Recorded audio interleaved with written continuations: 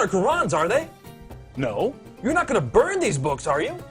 Well, the thought had crossed my mind. No! Don't burn these books. Books are filled with valuable information. Here, let me randomly pick one and open to a random page. Uthman sent to every Muslim province one copy of what they had copied, and ordered that all the other Quranic materials, whether written in fragmentary manuscripts or whole copies, be burnt. Let me see that. Uthman ordered that all other Quranic materials be burnt. So there's already been a Burn the Quran Day. But why, Nabil? I don't know, David.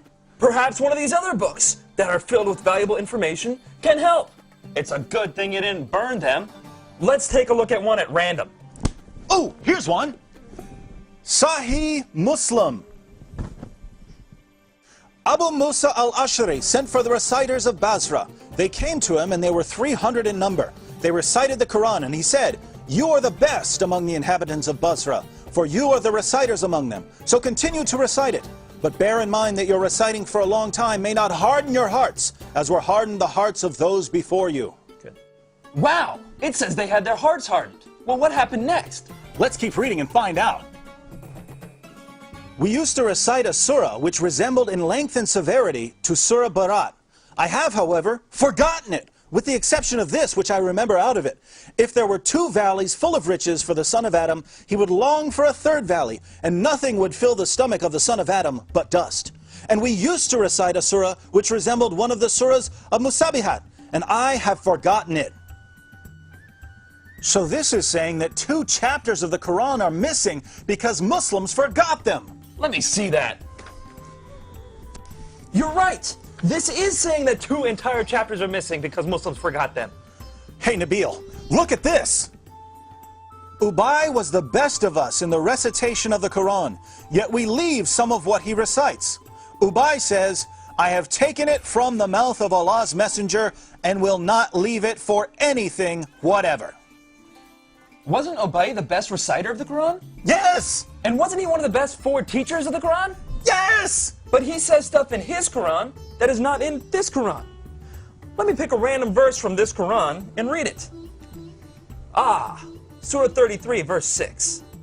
The Prophet is closer to the believers than their own selves, and his wives are their mothers. Oh look, here's a footnote. In some qira'as, like that of Ubay ibn Ka'b, occur also the words, "and he is a father of them." So Ubay, one of Muhammad's top teachers of the Quran, had words in his Quran that aren't in this Quran. But was he the top teacher of the Quran? Surely Zayd ibn Thabit, who put together the Quran we have today, was Muhammad's top Quran expert.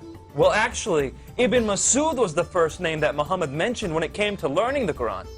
You know, surely one of these books would have something about him. Oh, look, here it is. I heard the Prophet saying, "Learn the Quran from 4. Abdullah ibn Masud, Salim, Mu'ad, and Ubay bin Ka'b."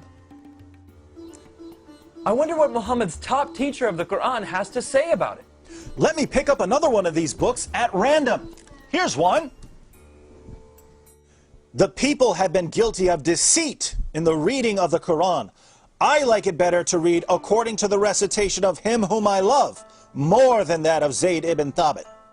Wow, according to that book you're holding, Muhammad's top teacher of the Quran is saying reading today's Quran is like being guilty of deceit.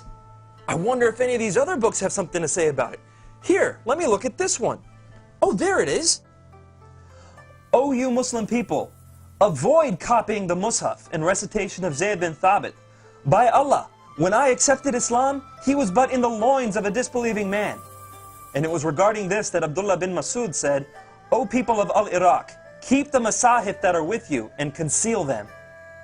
So Muhammad's top teacher of the Quran says that today's version is deceptive and that we should avoid copying and reading it. But now I'm confused, Nabil.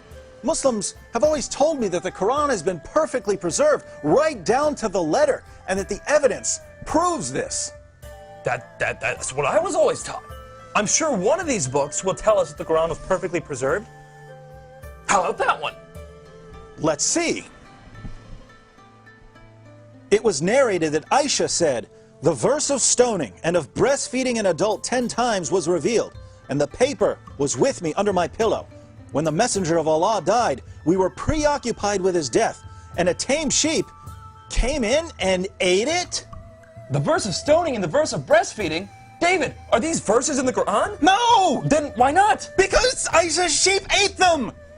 David, we should read all these books and get to the bottom of this.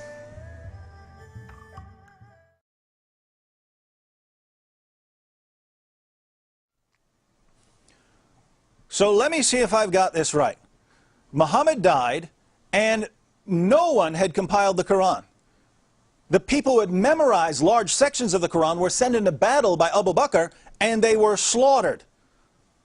Muslims lost a ton of the Quran that day. Abu Bakr didn't want to lose any more, and so he had Zayd ibn Thabit put together what was left and compiled it into a manuscript. And soon thereafter, people started compiling their own manuscripts, and large disputes began to happen over what should be included in the Quran. Ibn Masud had only 111 chapters in his Quran, while Ubay ibn Ka'b had 116 chapters. And Zayd, who compiled today's Quran, only had 114 chapters.